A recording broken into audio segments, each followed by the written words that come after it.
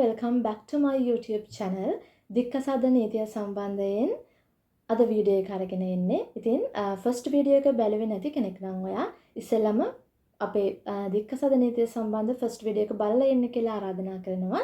මොකද මේ වීඩියෝ එකේ සාකච්ඡා කරන්නේ ඒ වීඩියෝ එක ආශ්‍රයෙන් ඉදිරිපත් වෙලා තියෙන ප්‍රශ්න වලට අනුවයි සාකච්ඡා කරන්න නිසා මූලික කාරණා ඒ වීඩියෝ එකෙන් දැනගෙන ඉන්න එක ඔයාලට මේ වීඩියෝ එක ගැන හොඳ අවබෝධයක් ඇති කරගන්න හේතු වෙයි.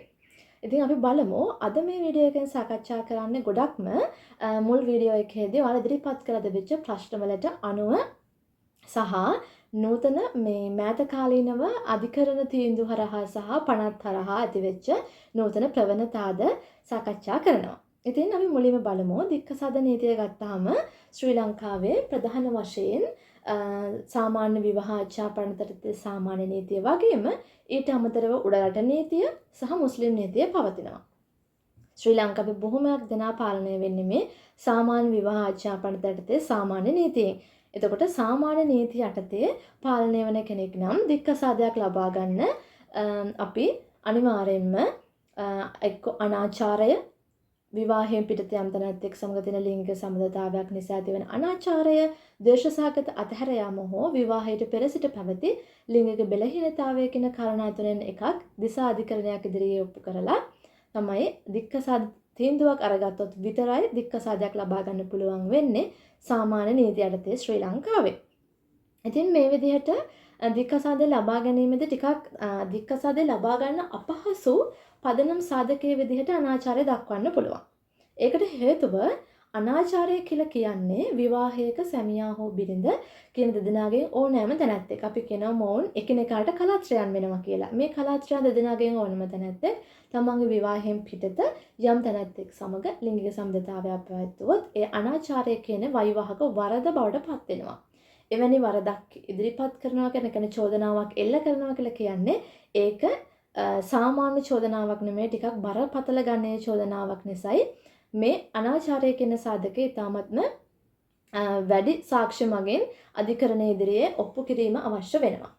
ඒ වගේමයි මේක ඔප්පු කිරීමේදී හෝටල් වලින් ගන්න රෙකෝඩින් වීඩියෝස්, ඒ වගේම හෝටල් සේවකයන්ගේ සාක්ෂි, ඒ වගේමයි විවාහයෙන් පිටත යම්කිසි දරුවෙක් ඉන්නවා නම් ඒ දරුවගේ පීතෘත්වය DNA හරහා ඔප්පු කිරීම හරහා ඒ දරුවා ඒ අදාළ තැනැත්තාගේ නම් ඒ වගේ වෙලාවකදී ඒක ඍජුවම හොඳ සාක්ෂියක් වෙනවා අනාචාරයේ යෙදෙනු බවට.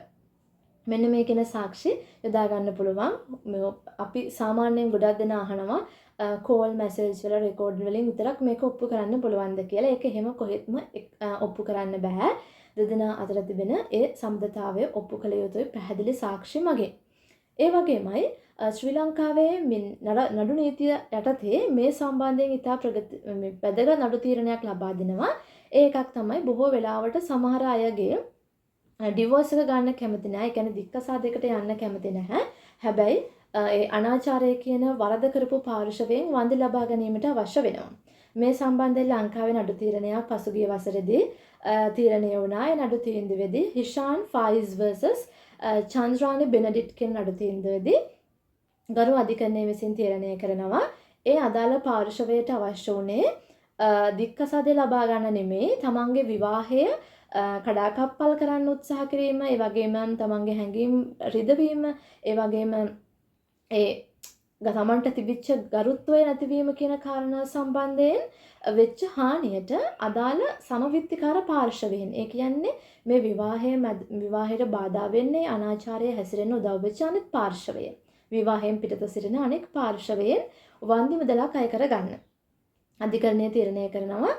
දික්කසාදයකට නොගිහින් උවත් ඒ සමවිත්තිකරු හෝ සමවිත්තිකාරයගෙන් වන්දි අය කර ගැනීමට හැකියාවක් අදාළ පැමිණිලිකාරයට තියෙනවා කියලා ගරු අධිකරණය විසින් ඒ නඩු තීන්දුවේදී තීරණය කරනවා.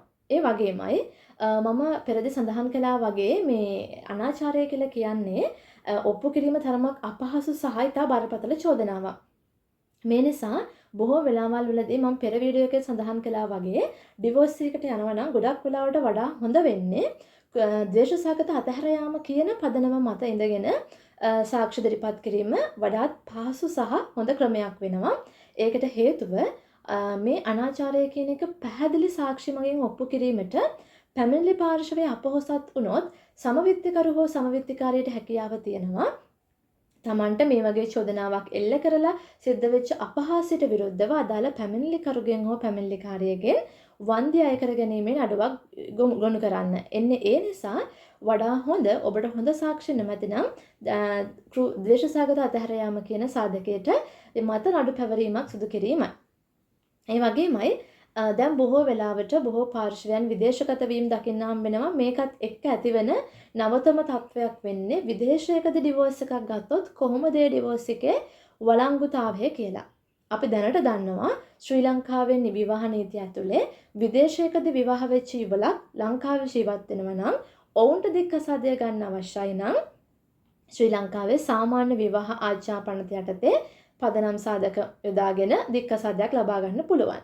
මේ දෙවැනි අවස්ථාවේදී අපි බලන්න අවශ්‍ය වෙන්නේ ශ්‍රී ලංකාවේ විවාහ වුණු සාමාන්‍ය විවාහ නීතියට විවාහ වුණු යුවලක් විදේශගත වෙලා ඉඳලා එහෙදී ඔවුන් දික්කසාදයක් ලබා ගත්තොත් එහි අධිකරණයකින් ඊට පසු කාලීනව ඔවුන්ගෙන් කවුරු හෝ ලංකාවට ඇවිල්ලා නැවත විවාහයකට යනවා නම් දික්කසාද සහතිකය පෙන්වන්න අවශ්‍ය වෙනවා.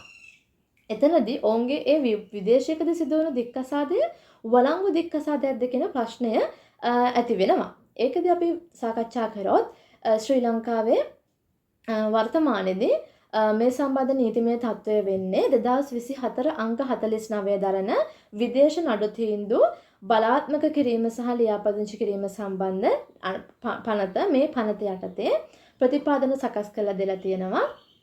විදේශයකදී දික්කසාදයක් වුණොත් ලංකාවේ විවාහ වෙලා විදේශගත වෙලා ඉන්න ගමන් විදේශයකදී දික්කසාදයක් වුණොත් ඒ තැනැත්තන්ගේ එවැනි අධිකරණයකින් ලබා දෙන තීන්දුවක් ශ්‍රී ලංකාවේ අධිකරණයක් මගින් වළංගු දික්කසාද තීන්දුවක් බවට හඳුනා ගන්න පුළුවන්. ඒකට අවශ්‍ය කරන requirements අවශ්‍යතා ඒ පනතේ 3 වෙනි වගන්තිය සඳහන් කරලා තියෙනවා. ඒ අනුව ඒ නඩුව පවතින නඩුවට වසරකට පෙර කාලයේ ඉඳන් ඒ අදාළ රටේ වාසිකයෙක් විය යුතුයි. නඩු තීන්දුව ලබා දෙන කාලයේ රටේ වාසිකයෙක් විය යුතුයි. එවැනි ඒ අදාළ රික්වයර්මන්ට්ස් ටික සපුරන කෙනෙක් ලබාගෙන තියෙන විදේශ දික්කසාද තීන්දුවක් ශ්‍රී ලංකාවේ අධිකරණයකින් බලාත්මක කරන්න පුළුවන් කියලා අධිකරණය සඳහන් කරනවා. ඒ බව මෑත කාලීනව තීරණය වුණු සිල්වා ඉදිරිව වීරසේකර කියන නඩු තීරණයේදී අධිකරණය විසින් සඳහන් කරලා තියෙනවා. ඒ නිසා විදේශයකදී ලබා ගන්න දික්කසාද තීන්දුවක් ශ්‍රී ලංකාව ඇතුළත බලාත්මක කිරීමේ හැකියාව අද වන විට තියෙන බව සඳහන් කරන්න පුළුවන්. ඒ වගේමයි බොහෝ දෙනා අහනවා ෆස්ට් විවාහයෙන් පෙර විවාහයෙන් ඩිවෝර්ස් වෙලා ඉන්න කෙනෙක් දෙවෙනි විවාහයකට යනවා නම් අපිට ඒ විවාහයක් කලින් තිබුණා කියන එක රෙජිස්ට්‍රාර්ට පවසන්න අවශ්‍යද? ඒක සංගවා අපිට විවාහ වෙන්න බැරිද කියන කාරණය. ඒකද කියන්න ඕනේ පෙර විවාහ වුණු තැනැත්තෙක් දික්කසාදයක් ලබාගෙන තියෙනවා නම් ඒ බව දැනුම් දිය යුතුයි. වගේම පෙර දික්කසාද සහතිකය කියන්නේ අයිසන් තීන්දුව සහ නියත තීන්දුව රෙජිස්ට්‍රාර්වරයාට ඉදිරිපත් කරන්න අවශ්‍ය වෙනවා නැවත විවාහයකට යනවා නම්. ඒ වගේමයි මම පෙර වීඩියෝ එකේ සඳහන් කරලා තියෙනවා ඔබ කොයිතරම්නම් කාලයක් දෙදෙනා වෙන්ව ජීවත් වුණත් දික්කසාද නඩුවකින් ලබා දෙන නඩු තීරණයකින් ඇරෙන්න දික්කසාදයක් ලැබෙන්නේ නැහැ. එහෙම නොමැතිව සිදු කරන දෙවන විවාහයක් වළංගු විවාහයක් වෙන්නේත් නැහැ. ඒ විවාහය ඇතුළත උපදින දරුවන් සුජාව දරුවන් බවට පත්වන්නේත් නැහැ. වගේම ඒ අදාළ සැමියාගේ හෝ බිරිඳගේ දේපල අනුප්‍රාප්ති අයිතිවාසිකම් වලට හිමිකම් ලැබෙන්නේ නැහැ. ඔබ පෙර විවාහයෙන් නීත්‍යානුකූලව දික්කසාදය ලබාගෙන නොමැතිනම් ලංකාවේ උඩරට නීති තත්ත්වය යටතේ ගත්තොත් එහෙම උඩරට නීතිය යටතේ නම් දික්කසාදය ගන්න අධිකරණයට යන්න අවශ්‍ය වෙන්නේ නැහැ.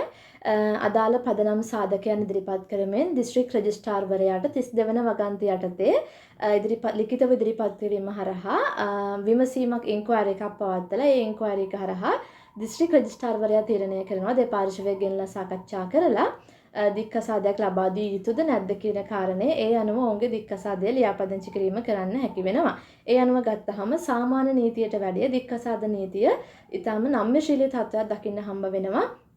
උඩරට නීතිය යටතේ. ඒ වගේමයි තවත් සමහරව ප්‍රශ්න කරලා තිබුණා prenuptial agreements ඒ කියන්නේ විවාහයෙන් දික්කසාදයකට පස්සේ කොයි විදිහටද දේපල බෙදලා යන්නේ වගේ කාරණා සම්බන්ධයෙන් එකඟතා ගිවිසුම් ශ්‍රී ලංකාව තුළ බලාත්මකද කියලා.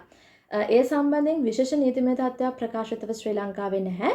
ඒ වෙනුවට ඔබට එවැනි ගිවිසුමකට එළඹෙන්න අවශ්‍යයි නම් ඒක පුළුවන් වෙනවා සාමාන්‍ය ගිවිසුමක් විදිහට එවැනි නීතිමය තත්ත්වයක් ක්‍රියාත්මක කරන දෙදෙනාගේ කැමැත්තෙන් ලිඛිත ගිවිසුමක් විදිහට එවැනි ගිවිසුමකට එළඹීමේ හැකියාවක් තියෙනවා. ඉතින් අද දවසේ වීඩියෝ එක සාකච්ඡා කළේ අපි දික්කසද්ද නීතිය සම්බන්ධ යම් විශේෂ කරුණු කිහිපයක් මෑත කාලීන නූතන ප්‍රවණතා එක්ක. ඉතින් මේ වීඩියෝ එකේ ඔයාලගේ අදහස් දක්වන්න සහ ප්‍රශ්න තියෙනවා නම් කමෙන්ට් කරගෙන යන්න. ආයි අලුත් වීඩියෝ එකකින් හම්බෙමු. එතකන් ගිහින් එන්නම්.